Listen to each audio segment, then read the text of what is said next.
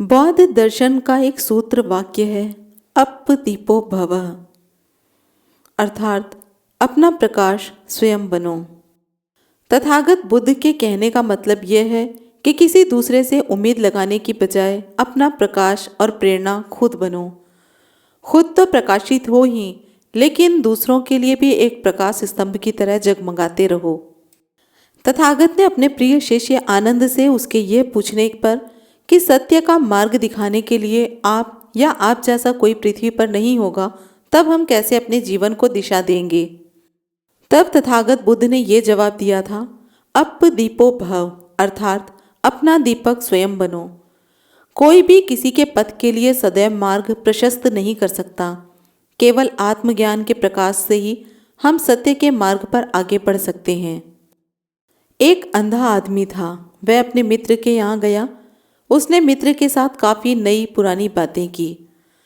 सुबह से शाम हो गई, ना जाने कब अंधेरा घिरने लगा। जब अंधा मित्र जाने लगा तो उसके मित्र ने एक लालटेन उसे दी। उसने कहा, मित्र, बहुत अंधेरा हो गया है, ये लालटेन ले जाओ जिससे कि तुम्हें रास्ते में कोई परेशानी ना हो। अंधे व्यक्ति ने तब हंसकर कहा, मैं तो वैसे ही अंधा हूँ, मेरे लिए अंधेरा क्या और उजाला क्या। मित्र ने कहा, यह लालटेन मैं दूसरों के लिए तुम्हें दे रहा हूँ। यह लालटेन आंखों वालों के लिए है, ताकि वे तुमसे टकराए ना, जो अंधेरे में तुमसे टकरा सकते हैं। अंधा मान गया और लालटेन लेकर निकल पड़ा। कुछ देर बाद एक आदमी उससे टकरा गया। अंधे ने कहा कि भाई, मैं तो लालटेन लेकर चल रहा हूँ। तब उस व्यक्ति ने कहा, भाई, मैं तो अंधा नहीं हूँ, फिर भी तुमसे टकरा गया, और जिस लालटेन की तुम बात कर रहे हो वह तो हवा से पहले ही बुझ चुकी है। अब सोचिए और विचार कीजिए। बौद्ध दर्शन में कहा गया है कि अप दीपो भवः, अर्थात कहने का तात्पर्य यह है कि दूसरों के द्वारा थोपा गया ज्ञान किसी के जीवन में आशा और उत्साह का कारण नहीं बन सकता है। जब तक हम स्वयं ही अपने लिए उपयोगी ना होंगे, तब तक दूसरे लोगों से टकराहट होती ही रहेगी। स्वर्ग तो हर कोई जाना चाहता है, लेकिन मरने को कोई भी तैयार नहीं होता। जो दीपक रात भर जलता रहता है, अंधेरे के सीने से डटकर रोशनी देता है, उस दीपक की आराधना होनी चाहिए। वह दीपक तो सूर्य से भी श्रेष्ठ है, क्योंकि सूर्य तो रात से घबराकर भाग जाता है। इसलिए जीवन में अपनी स्वचेतना और भीतरी ऊर्जा से ही रोशनी का जागरण करना चाहिए। किसी और की मदद या नकल जो अपने आप से अनुभूत नहीं हो रहा, वह एक हवा के झोंके से बुझ सकता है। प्राप्त ज्ञान के बोध और उसी के व्यवहारगत अनुप्रयोग से हम निर्विघ्न आगे बढ़ सकते हैं। तथागत बुद्ध ने कहा है, मुझे अपनी बैसाखी मत बनाना। तुम अगर लंगड़े हो और मेरी बैसाखी के सहारे चल दिए तो कितनी दूर चलोगे, मंजिल तक भी नहीं पहुंच पाओगे। आज मैं साथ हूँ, कल मैं साथ नहीं रहूँगा, फिर तुम्हें अपने ही पैरों पर चलना है। मेरे साथ की रोशनी से मत चलना, क्योंकि थोड़ी देर को संग साथ हो गया है अंधेरे जंगल में।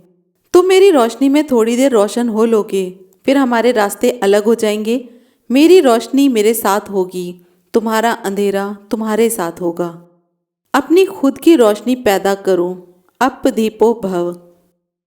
तथागत बुद्ध को जानोगे तभी बुद्धत्व तक पहुँचोगे। ना तो तुम भगवान बुद्ध को भगवान बनाकर पूजा करने से पहुँचोगे, और ना ही किसी अन्य की पूजा करने से या चेला बनने से। तुम खुद को जानोगे तभी तुम पहुँचोगे। भारतवर्ष में भगवान बुद्ध का विरोध क्यों हुआ? क्योंकि तथागत बुद्ध ने चमत्कार को खारिज कर दिया और तर्क को स्थान दिया। तथागत ने अंधविश्वास, पाखंड, कर्मकांड, आडंबर, इन सब का मानव विकास में कोई योगदान नहीं है, इन सब मान्यताओं को खारिज कर दिया और ये कहा कि ये सब मानव के विनाश का कारण बनते हैं। तथागत बुद्ध का एकमात्र ऐसा धम्म प्रचारक है जो व्यक्ति को तर्क और विज्ञान के विपरीत किसी भी बात में विश्वास करने से रोकते हैं। तथागत कहते हैं, किसी बात को केवल इसलिए मत स्वीकार करो कि मैंने इसे कहा है, इसलिए भी मत स्वीकार करो कि किसी धर्म ग्रंथ में लिखा है, इसलिए भी मत स्वीकार करो कि प्राचीन परंपरा है। किसी भी बात को मानने से पहले अपनी तर्क बुद्धि से परखो। अगर उचित है तो उसका अनुकरण करो, अन्यथा उसे त्याग दो। तथागत बुद्ध के जैसे स्वतंत्रता किसी भी अन्य धर्म ने नहीं दी है। उन्होंने स्वयं को मार्गदर्शक कहा है और कभी भी विशेष दर्जा नहीं दिया। उन्होंने नैतिकता पर ज़्यादा जोर दिया है। प्रेम का अभाव सबसे बड़ी दरिद्रता है। जिसके भीतर प्रेम नहीं है वह दीन है। वैसा व्यक्ति अपने हाथों में नरक है। श्वास श्वास का प्रेम से ही परिपूरित हो जाना ही मैंने स्वर्ग जाना है। वैसा व्यक्ति जहाँ होता है वह स्वर्ग होता है। मनुष्य अद्भुत पौधा है। उसमें विष और अमृत दोनों के फूल लगने की संभावना है। वह स्वयं के चित्त को यदि घृणा और अप्रेम से परिपोषित करे तो विष के फूलों को उपलब्ध हो जाता है और वह चाहे तो प्रेम को स्वयं में जगाकर अमृत के फूलों को पा सकता है। तथागत बुद्ध से संबंधित ये जानकारी आपको कैसी लगी, इस बारे में कमेंट बॉक्स में ज़रूर लिखें। वीडियो अच्छी लगी हो तो लाइक कमेंट शेयर करना ना भूलें। चैनल को सब्सक्राइब करें। फिर मिलेंगे जल्दी ही एक नई जानकारी के साथ।